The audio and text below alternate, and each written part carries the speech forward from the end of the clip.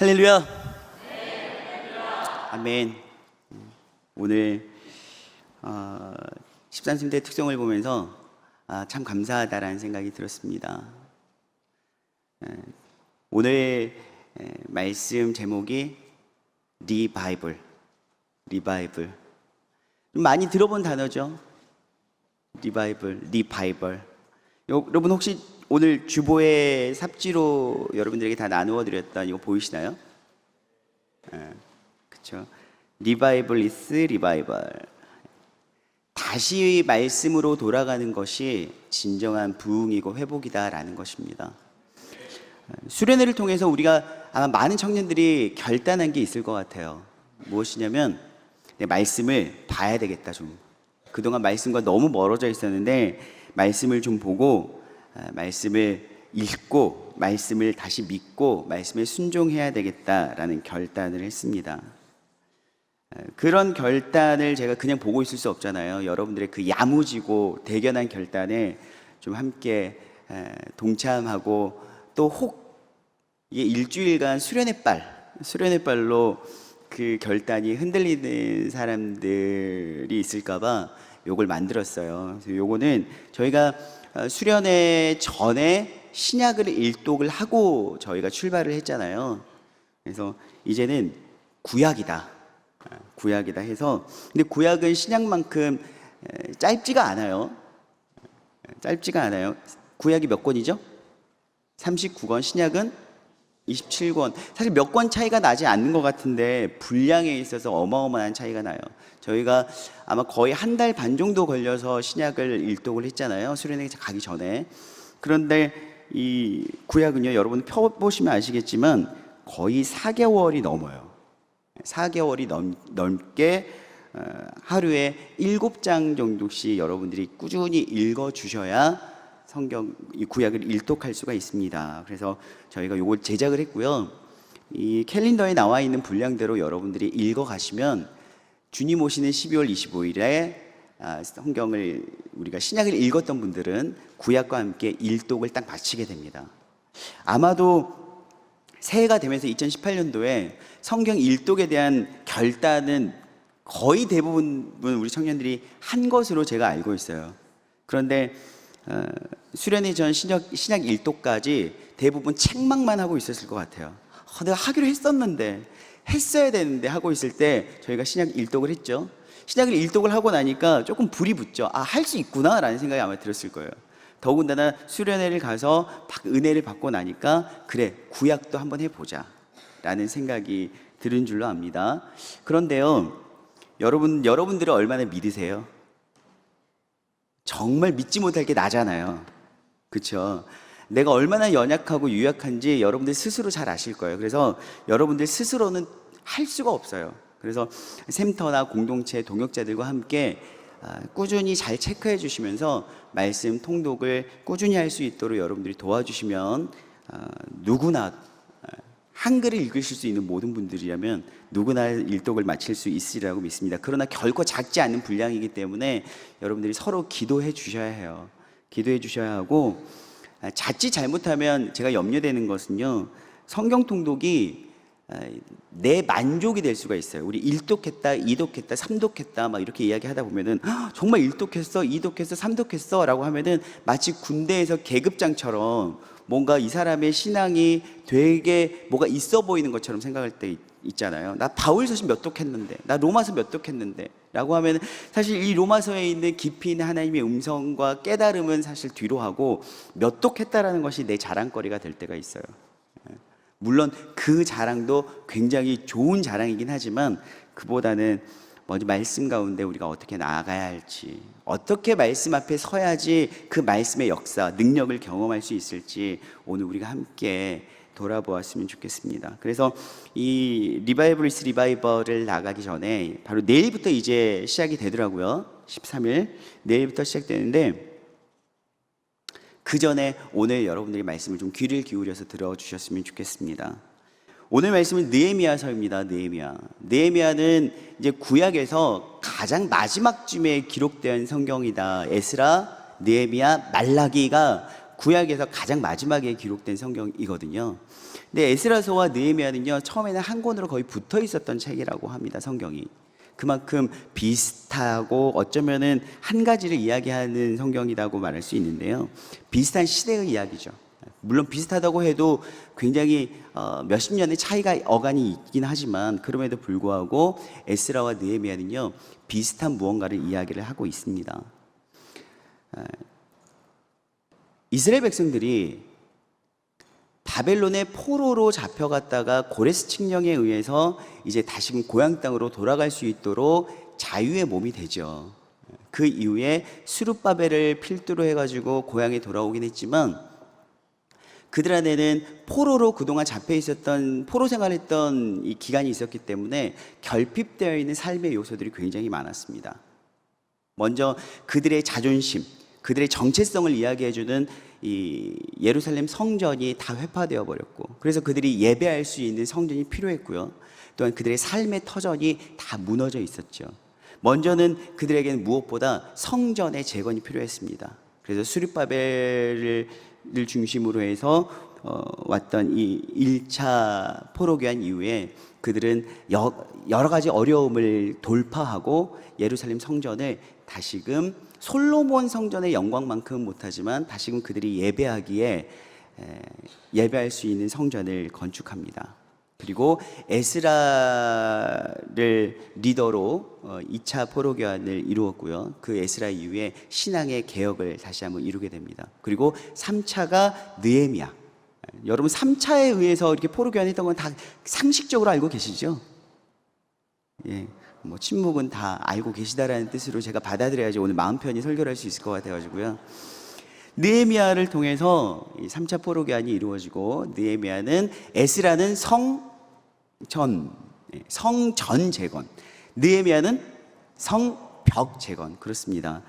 느헤미야의 성벽 재건도 사실 많은 어려움들이 있었지만 하나님의 절대적인 은혜로 52일 만에 성벽 재건을 이루게 됩니다. 그런데 그럼에도 불구하고 여러분, 성벽 재건이 이루어졌다는 것은 무엇이냐면 자신들의 삶의 터전이 이제 어느 정도 완성이 되었다라는 거예요. 내가 살아갈 수 있는 조건들이 어느 정도 충족되었다라는 겁니다. 그럼에도 불구하고 성전도 재건되었고 성벽도 재건되었지만 이들은 성전 재건과 성벽 재건으로 채워지지 않는 무언가가 있었어요. 공허함. 여러분, 수련회 가운데 우리 박대원 목사님께서 C.S. 루이스의 말을 빌려서 말씀드렸잖아요. 우리 인간이 끊임없이 무언가를 채우고 취해도 왜 이 공허함이 계속 드는가? 왜냐면 우리 인간이란 존재가 그렇게 신묘막측한 존재라는 거예요. 이 세상의 물질적인 것으로는 채워지지 않는 존재라는 거죠. 이스라엘 백성들이 성전 재건도 되었고 성벽 재건도 되었지만 이들 안에는 끊임없는 공허함이 있었습니다. 그리고 이것으로는 만족할 수 없고 이것으로는 끝이 아니야 라는 말씀이 있었던 것 같아요. 오늘 그들은 굉장히 독특한 반응을 보입니다. 어떤 반응이냐면 이스라엘 백성들이 오늘 모였어요. 모여가지고 요구를 합니다. 참 어떻게 보면은 부럽기도 하고요, 독특하기도 하고 이게 정말일까 싶은 모습이에요. 무슨 모습이냐면 이스라엘 백성들이 여러분 무엇이라고 합니까? 전부 모여서요, 학사 에스라에게 우리에게 율법책을 읽어주기를 원하는 거예요. 우리에게 말씀을 좀 전해달라고 하는 거예요. 여러분 놀랍지 않으세요? 우리는 어떻습니까? 한간에 이런 농담도 하잖아요. 가장 은혜로운 말씀이 뭐예요? 짧은 말씀. 그렇지 않습니까? 가장 은혜로운 말씀은 짧은 말씀이잖아요. 그래서 목사님들조차도요, 강사로 오신 분들 보면 저는 시간을 잘 지키는 목사입니다라고 하면서 회중들을 안심시키시는 분들이 있어요. 저는 시간을 잘 지키는 목사입니다. 제가 언제까지 몇 시까지 해야 되죠? 라고 한 다음에 약속 시간이 따면 그렇습니까? 하고 시계 먼저 풀어요. 시계 먼저 풀고 여기 딱 놓은 다음에 정확하게 시간이 되면 뭔가 끝이 나지 않은 것 같지만 이제 마치겠습니다 하고 기도하고 딱 끝나면 뭔가 말씀이 아직 남은 듯한데 그럼에도 불구하고 막 은혜가 되잖아요. 그렇지 않아요? 뭔가 끝이 나지는 않았어요. 분명히 끝이 나지 않는 것 같고 결론이 나지 않았음에도 불구하고 시간에 딱 맞춰서 끝내주면 뭔가 은혜가 되고 마음에 기쁨이 모락모락 피어오르는 게 우리의 현실 아니겠습니까? 그런데 오늘 이들이 뭐라고 하냐면 모여서 말씀을 읽어달라고 하는 거예요. 말씀을 주십시오. 무엇이냐면 말씀을 향한 엄청난 목마름이 이들 안에 있었다는 것이죠. 여러분, 어떨 때 우리가 말씀이 목말라요? 수련회를 다녀와서 막 자극받으면 목마른가요? 어때요? 제가 물어본 제가 바보지. 어떨 때 말씀이 목마르냐면 내 뜻대로 할 만큼 해보았는데 결론이 나지 않을 때. 아마 대부분 그럴걸요. 내 뜻대로 할 수 있는 만큼 힘으로 능으로 다 해보았음에도 불구하고 뭔가 채워지지 않을 때, 그럴 때 저희는 말씀을 목말라 하게 되더라고요. 많은 사람들이요, 말씀을 읽어야지, 묵상해야지, 암송해야지 라고 알고 있을 때 말씀을 목말라 하지 않아요. 내 영혼 안에 이 공허함, 채워지지 않는 빈자리를 피부로 느낄 때, 그럴 때 우리는 말씀으로, 말씀을 읽지 말라고 해도 어느 순간 말씀을 읽기 시작하더라고요. 사실 우리 서림 청년부는요, 굉장히 말씀을 많이 그래도 읽는 청년 공동체라고 저는 자부하고 있거든요. 오늘도 이제 끝나면 큐티 광고할 거예요. 우리는 큐티 안 하면 사람도 아니라고 하잖아요. 말씀을 묵상한 큐티하는 큐티 공동체예요. 큐티도 하죠. 또한 신약 일독도 했죠. 또 말하지 않아도 각자의 삶의 자리에서 분량을 정해놓고 통독하는 지체들이 있고요. 또 말씀을 듣기를 사모하고, 그래서 주일날 설교 말씀으로는 뭔가 부족하다 싶으면은 또 알아서 이렇게 온라인에 설교들도 알아서 잘 찾아 듣더라고요. 근데 말씀을 참 사모하는 공동체이긴 하지만, 그런데 안타까운 건 무엇이냐면 말씀을 이렇게 사모하고 말씀을 듣고 읽고 묵상하고 암송하는데 열심인 공동체지만 우리 안에 말씀으로 인한 변화가 참 더디다라는 생각이 들 때가 있어요. 말씀으로 인한 변화가 참 더디다. 우리 서로 느끼잖아요. 쟤는 말씀도 참 많이 보던데 왜 저러지? 쟤는 말씀도 참 많이 읽고 큐티도 열심히 하던데 저 친구가 보내준 큐티 보면 목사님 설교보다 더 은혜가 돼. 눈물이 핑 돌 정도야. 굉장히 말씀을 풀어내고 적용하는 능력도 탁월하지만 말씀으로 변화되지 않아요. 왜 그럴까요? 말씀 앞에 서는 우리의 마음이 첫 출발점이에요. 첫 출발점. 성경을 펴는 것이 첫 출발점이 아니라 내가 어떤 마음으로 성경을 펴는가가 우리의 첫 출발점이라는 거죠. 많은 사람들이 성경을 읽고 싶어 해요. 도전해요. 그리고 하나님의 말씀이 내 삶에 지배하길 원하고 하나님의 말씀이 내 삶에 다스리길 원해요. 그러나 결코 나의 자아가 하나님의 말씀과 동일한 주권을 내세워서는 하나님의 말씀에 다스림을 받을 수가 없습니다. 말씀의 다스림을 받기 위해서는요, 말씀 앞에 굴복할 수 있을 만한 내 마음이 준비되어져야 돼요. 그런데 우리는요, 말씀을 판단하는 마음이 너무나도 많아요. 아니, 어쩌면 더 정직하게 말하면 내가 듣고 싶고 내가 지금 많이 힘들고 공허해서 말씀 앞에 나아가는데 이 힘든 내 마음을 알아줄 만한 말씀 한 구절이 필요한 것 같아요. 내가 동의되고 내가 바로 이 말씀이야 할 만큼 사진을 찍거나 아니면 푸사로 남길 만한 어떤 그 말씀 한 구절이 필요한 거지, 하나님의 전적인 모든 말씀에 나를 향한 다스림을 내가 기대하는 게 아니라는 거죠. 그렇기 때문에 우리가 어떻습니까? 흔히 레위기를 내 위기라고 하잖아요. 레위기 읽다가 맨날 피 이야기 나오고 제사 이야기 나오니까 어떻습니까? 아휴, 피 징글징글하네, 피 이야기. 감동이 전혀 되지 않아요. 막 간음하고 뭐 동물 이야기 나오고 막 내 삶하고는 전혀 동떨어진 이야기가 나오니까 레위기 일당을 중단해버려요. 감동이 되지 않거든요. 그리고 뭐 이사야 말씀이랄지 내가 너와 함께 하겠다 이런 말씀이 있으면 막 사진 찍어놓고 말씀 읽었다고 막 티내고 막 이러지 않습니까? 우리는 하나님의 말씀이 필요한 것이 아니라 내게 위로가 되는 한 구절을 찾고 있기 때문에 삶이 변하지 않더라고요. 삶이. 오늘 이스라엘 백성들은요, 학사 에스라에게 율법책을 가져오기를 청하였습니다. 이들이 무언가를 알아서가 아니에요. 단지 이들이 알고 있었던 건 무엇이냐면 우리에게 말씀이 필요하다라는 거예요. 나는 지금 말씀이 필요해 라는 것밖에 몰라요. 여러분 보면은요, 이들이 말씀을 듣고 바로바로 아하 아멘 아멘 하면서 무조건적으로 깨달은 게 아니에요. 신학자들은 이렇게 이야기합니다. 이들이 그동안 포로 생활하였기 때문에 히브리어를 잘 몰랐을 것이다. 그렇기 때문에 히브리어로 통역해주는 사람들이 곳곳에 세워져서 그들이 히브리어로 통역해줘서 이들이 말씀을 깨닫게 도와주는 사람들이 분명히 있었을 것이다 라는 이야기도 합니다. 어찌 되었든지 간에 이들은 말씀과 너무 동떨어진 역사를 살고 있었습니다. 그러나 분명한 건 말씀과 떨어져 있었고 내 삶에서 어떤 것들이 분명히 채워지긴 했지만 나는 지금 말씀이 필요해라는 것입니다. 말씀이 필요해.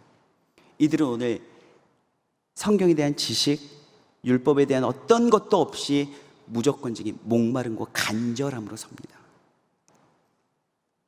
사랑하는 여러분, 목마르십니까?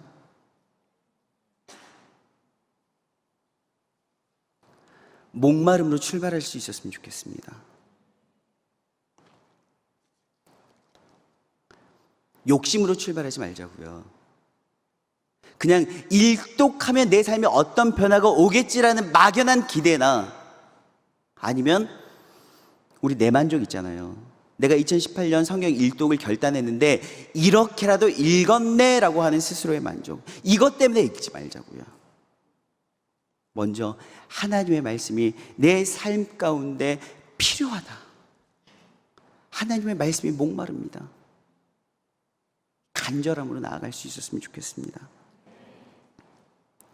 간절함으로 나아가되 내 자아는요 무장해제시키십시오. 내 안에 어떤 불편함, 내 안에 어떤 기준들, 내 안에 감정적인 상태, 이 모든 것들까지도 다 내려놓고 말씀 앞에 설 수 있었으면 좋겠습니다. 사실 여러분, 저도 여러분들 성경 통독할 때요, 저도 똑같이 통독하거든요. 전 목사니까 말씀 앞에 서면은 늘 충만하고, 여러분 그러지 않을 목사라는 거 여러분들이 더 잘 알잖아요. 제가 어떤 목사인지는 여러분들이 더 잘 알아요. 이제 숨길 수도 없어요. 오랫동안 여러분들과 함께해서. 새 가족들은 조금 제가 속일 수 있겠어요. 그러면 아시잖아요. 제 별명이 한때 3개월이었거든요. 3개월. 딱 3개월만, 새 가족 3개월 때까지만 잘해주고 나머지는 이제 본색을 드러내. 제가 굉장히 여느 어떤 교회 목사님들처럼 신실하거나 충만하거나 이렇게 언어부터 시작해서 삶의 어떤 모습들이 사실 엉망이 너무 부끄러워요. 그래서요, 저도 말씀을 읽을 때 늘 시험에 들어요. 먼저는 육체적인 피곤함 때문에 오늘은 그냥 제낄까? 벌써 이 단어가 이러잖아요. 제낄까? 하나님과 약속한 골방의 시간이 있고 기도 시간이 있고 말씀 보는 시간이 있음에도 불구하고 내 마음대로 하고 싶어요. 그리고 사단은 이렇게 속삭여요. 야, 네 컨디션 좋을 때 말씀 봐야지 그것도 이렇게 잘 머릿속에 들어오지. 무조건 약속 시간, 하나님과의 골방 시간 지킨다고 야 그게 대수냐? 그건 형식이야. 내용이 중요하지. 너 상태 좋을 때 읽어. 야, 네 지금 그 상태 때 읽어서 말씀이 너 귀에 들어갈 것 같아? 그 상태로 말씀을 읽는다고 해서 네 마음에 동의가 될 것 같아? 야, 정신 차려. 너 굉장히 율법적이다. 여러분 어떠십니까? 이 사단의 속삭임이 저에게만 유효한가요? 여러분 굉장히 피곤할 때 오늘은 말씀을 좀 내일 읽어야지 라고 해줄 때 어떤 사람이 여러분들에게 힘과 위로가 됩니까? 그래, 잘 생각했어. 나도 그러려고 했는데 괜찮아 괜찮아 하는 사람이 여러분들에게 아마 위로가 될걸요. 야, 너 정신 차려. 무슨 소리야. 야, 말씀 약속했으면 읽어야지. 야, 피곤해도 잠 와도 그냥 읽어 라고 하면 어때요? 굉장히 율법주의자 같고 사랑도 없는 것 같고, 그렇지 않아요? 그리고 그 사람하고는 이제 뭔가 동역을 하고 싶지 않고. 여러분들이 채찍질하는 사람은요 굉장히 힘들어요. 피곤한 사람이고 좀 멀리하고 싶어요. 그리고 언제나 괜찮아 괜찮아 하는 사람이 늘 좋은 것 같아요. 저도 저의 육체적 피곤함이 말씀 앞에 무장해제되지 않으면요 늘 피곤한 내가 기준이 되어서 말씀을 결정하더라고요. 그리고 때로는 말씀을 읽었음에도 불구하고 뭔가 비몽사몽하면서 읽을 때 있잖아요. 비몽사몽하면서. 그러면 무슨 생각 든 줄 아세요? 말씀 읽고 나서 정말 여러분 너무나도 부끄러워서 제가 이 말을 해야 될지 안 해야 될지 모르겠지만, 에이, 오늘은 괜히 읽었네. 오늘은 괜히 읽었네. 이렇게 되더라고요, 세상에. 이게 목사가 할 소리예요? 말씀을 보고도 그냥 졸려서 비몽사몽 읽고 나니까 오늘은 괜히 읽었네. 차라리 이 시간에 잤으면 내일 더 말짱한 정신으로 읽을 수 있을 텐데. 여러분, 사단의 속삭임은요 이렇게 달콤해요. 그리고 사탄은 나를 굉장히 사랑하는 사람 같아요. 나의 체질을 잘 알고 나의 마음을 늘 동의해주고, 하나님은 내 마음을 모르시지만 사단은요 내 마음을 너무 잘 알아서 동의해줘요. 사랑하는 여러분, 말씀 앞에 간절함과 목마름으로 나아가되 성령이 이끄시는 대로 여러분 따라가실 준비가 되셔야 돼요. 오늘 이분들 보면요 한국의 평양대부흥이 정말 이렇겠구나 싶더라고요. 3절 한번 읽어보실까요? 3절 시작. 수문 앞 광장에서 새벽부터 정오까지 남자나 여자나 알아들을 만한 모든 사람 앞에서 읽음에 뭇 백성이 그 율법책에 귀를 기울였는데, 아멘. 새벽부터 정오까지라고 하면요 보통 6시간을 이야기하고 있는 거예요. 오전 6시부터 낮 12시까지 6시간을 말씀을 듣고 있는 거예요. 어때요? 뭔가 광신도적인 느낌 나지 않아요? 요즘같이 바쁜 때 우린 또 이렇게 6시간이나 말씀 앞에 섰다라고 이야기를 하면요 우리 안에서 또 뭐라고, 어떤 마음이 들어요? 양이 중요한가 질이 중요하지.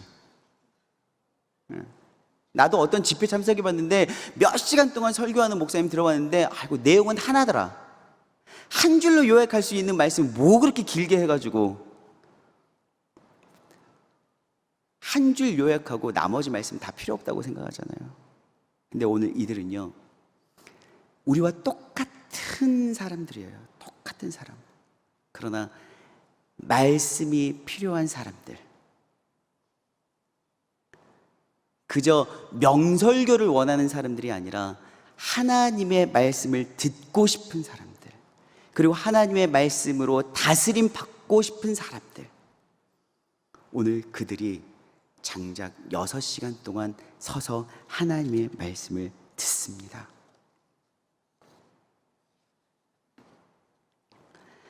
그리고요 오늘 이들이 이제 그 말씀을 듣고 6시간 동안이나 말씀 앞에 설 뿐만이 아니라 오늘 이렇게 반응합니다. 5절 시작.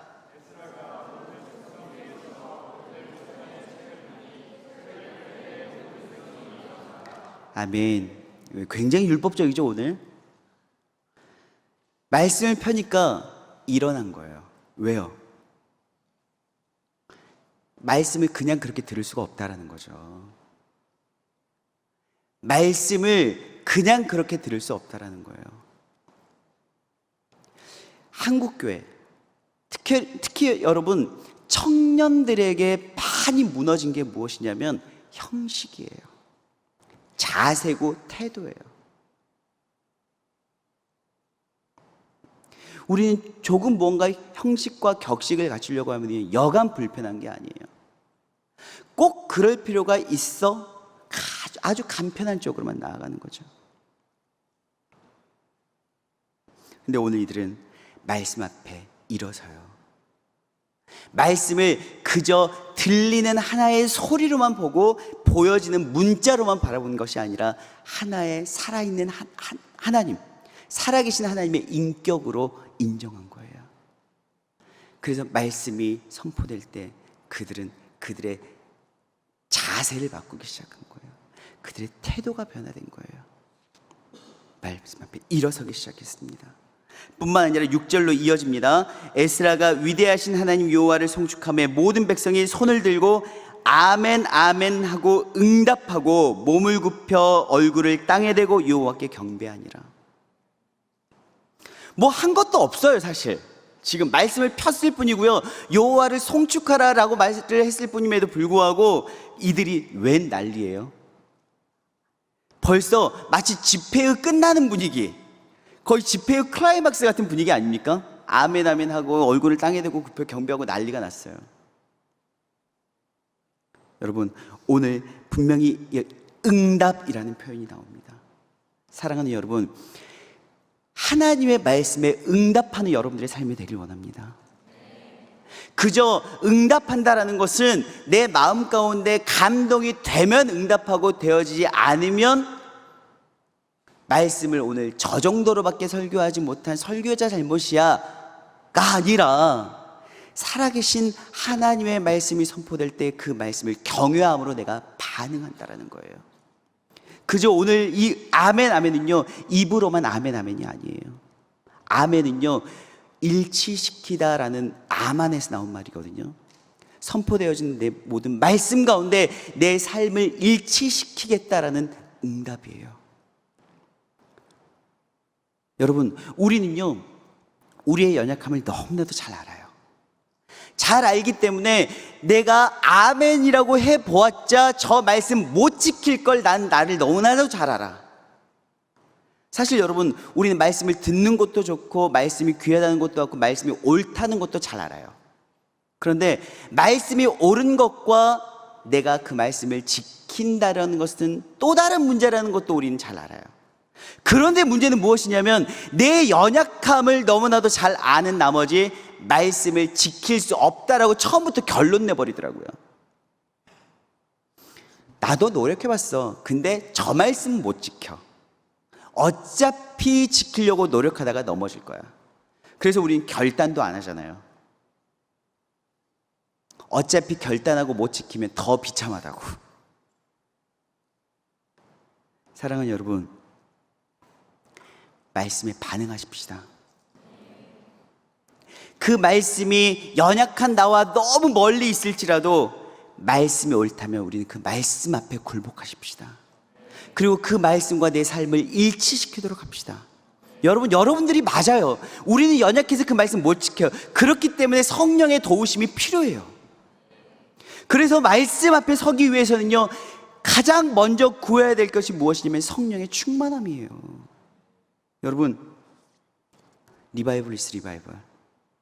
말씀을 통독하실 때 그냥 펴지 마십시오. 그저 굳게 결단만 하지 마십시오. 꼭 기도하세요. 성령님, 충만하게 내 안에 역사해 주십시오. 내 안에 괴로움, 게으름도, 어떤 판단도, 내 인간적인 모든 기준도 하나님 앞에서 다 무장해제하고 오늘 하나님의 말씀만 옳사오니 말씀이 인도하신 대로 아멘 아멘 순종하며 따라갈 수 있도록 도와주십시오. 오늘 이들은요, 말씀 앞에 겸허하게 엎드립니다. 사랑하는 여러분, 하나님은요 더 이상 높을 수 없는 곳에 계십니다. 하나님은요 더 이상 높을 수 없는 곳에 계세요. 하나님은 높음 위에 높음이고 영광 위에 영광이에요. 그렇기 때문에 우리가 하나님 앞에서 더 엎드리는 이유는 무엇이냐면 내가 엎드려야만 하나님을 높여드릴 수 있기 때문이에요. 사랑하는 여러분, 여러분 골방에서 어떻게 말씀 읽으세요? 그냥 누워서 말씀을 자다가 들으면서 자는 것도 은혜다 하고 누워서 자다가 그냥 어제 내가 언제까지 들었더라? 가끔은 꿈에서 막 은혜로운 말씀을 해서 다시 깨어나고. 이번 구약 통독은요, 말씀 앞에 여러분들의 태도와 자세까지도 교정되어지는 시간이 되길 정말 소망합니다. 우리 저 같은 목사 앞에서도요, 여러분들이 굉장히 예의를 갖춰주시거든요. 제가 누구야 잠깐 나랑 만날까 하면은요, 제 앞에서도요 막 틀어지지 않더라고요. 저 같은 사람 앞에서도 여러분들이 어느 정도 자세와 태도를 갖추어요. 근데 하나님 앞에서 우리가 어떻게 해야 될까요? 다시 말씀으로 나아간다는 것은 그저 내가 다시 성경 한번 읽어야지가 아니에요. 다시 말씀으로 내가 나아간다는 것은 이 말씀을 그동안 성경이라는 문자로 그저 들리는 소리로만 인정했던 것을 한 분의 살아계신 하나님의 인격으로 내가 인정하겠다는 것입니다. 사랑하는 여러분, 내일부터 시작될 이 구약 통독 어떻게 시작하시겠습니까? 마지막으로 오늘 이들에게 말씀을 낭독하는 것을 다 깨닫게 했습니다. 깨달았더니 이들이 울고불고 난리치기 시작했어요. 하나님의 말씀을 들으니 그냥 있을 수 없어요. 하나님의 말씀은요, 우리의 모든 죄악을 들춰내기 시작하거든요. 그저 하나님의 말씀은요, 내 지식의 하나를 덧붙여주는 것이 아니에요. 하나님의 말씀은 내가 얼마나 연약하고 얼마나 더러운 죄인인지를 들추어내는 기능을 하세요. 참 고약하죠. 참 고약해요. 그래서 오늘 이들은 하나님의 말씀을 듣고 울기 시작해요. 근데 잠깐 훌쩍이는 정도가 아니에요. 성경을 원어를 보면은요, 계속해서 눈물을 흘리는 거예요. 계속해서 끊임없이 이 눈물이 주체하지 않고 나와요. 왜요? 몰랐던 나를 보게 하거든요. 우리는요 가끔 그래요. 성경을 보다가 내 연약함과 어쩌면 이렇게 하나님은 나를 잘 아시지 하고 내 연약함을 탁 들춰내는 말씀을 보면은요 어떻게 반응합니까? 대부분 그냥 웃음 나오더라고요. 그냥 약간 웃겨요. 참 하나님 잘 아시네. 죄에 대한 부끄러움, 죄에 대한 두려움이 상실된 시대. 여러분, 그렇게 우리가 말씀으로 돌아가는 거예요. 내가 죄인이어도 죄인 일도 모르고 살았던 우리, 그렇게 우리 다시 말씀으로 나아갑니다. 사랑하는 여러분, 오늘 우리는 하나님의 말씀 앞에서 말씀이 옳습니다라고 인정하며 나아갈 수 있었으면 좋겠습니다. 오늘 이스라엘 백성들은요 다시 말씀 위에 섰습니다. 말씀 앞에 서서 말씀을 읽어주기를 원했고, 말씀을 깨달아 알게 될 때 그들의 죄와 연약함들을 다 발견하고 펑펑 울기 시작했어요. 물론 이 눈물에는 감동의 눈물도 있습니다. 그런데요, 참 재미있는 것이 무엇이냐면 대단해요. 울지 마라, 오늘은 주일이다, 주님의 날이다, 울지 마라 라고 하니까요 그들의 감정까지도 굴복시켜요. 펑펑 눈물 흘리던 그들이요 기뻐하기 시작해요. 펑펑 울다가 기뻐해 라고 하니까 기뻐하기 시작해요. 이게 말이 되나요? 여러분, 이들은요 이렇게까지 하나님의 말씀 앞에 겸손한 거예요. 내가 죄인됨을 발견하고 펑펑 눈물을 흘리지만 그 죄를 용서하시고 나에게 의롭다 선포해 주시는 그 하나님의 사랑 앞에서 다시 기뻐할 수 있는 것. 사랑하는 여러분, 우리 청년 공동체가 정말 이 광주 땅에, 아니 한국교회에 하나님의 말씀 앞에 정말 겸손하게, 그리고 갈급하고 목마름으로, 순종함으로, 아니 굴복됨으로 설 수 있는 공동체가 되어지길 간절히 소망합니다. 그래서 12월 25일 모두가 하나님 앞에 그저 나 일독했어라는 자랑이 아니라 하나님의 말씀이 나를 바꾸어 놓았어라고 간증할 수 있었으면 좋겠습니다. 하나님의 말씀에 다스림을 받았더니 내 삶의 공허함이 채워졌어. 여러분, 말씀은요 그저 읽고 듣는 것만으로는 변하지 않아요. 말씀 앞에 굴복했을 때 경험되어지는 것이 있어요. 우리 모두가 그 경험을 할 수 있었으면 좋겠습니다. 결단하셨습니까? 함께 우리 찬양할까요?